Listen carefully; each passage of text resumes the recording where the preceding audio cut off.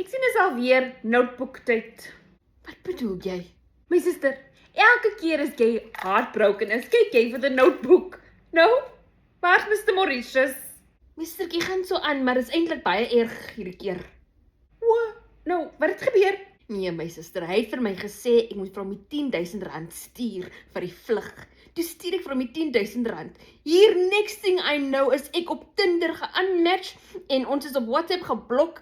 Die man is nowhere to be found. Ja, my suster, jy kan regtig ernstig wees. 10.000 rand, jy regtig vir hom gestuur. Ja, my suster. Hy is 'n fake en 'n phony and I wish I never laid eyes on him. Ja, my suster, ek is baie jammer. Maar luister, jy moet nou vir jouself aan die kant maak. Ons het 'n meeting vanaand. Vir wat? Hallo, hoekom dink jy is ek hier? Ons het 'n meeting vanaand vir Tupperware. My suster, ek het gedink jy het net gevoel in jou hart se hart, daar is net iets nie reg met my nie. Toe kom sien jy vir my.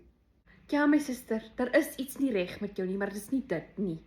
Luister, gaan kry jou gat in die rat, shower, ons moet hier aan die kant maak. My suster, ek dink eintlik my future is om 'n single lady te wees met 'n kat, maar ek kan nie katte doen, die katte is so shady.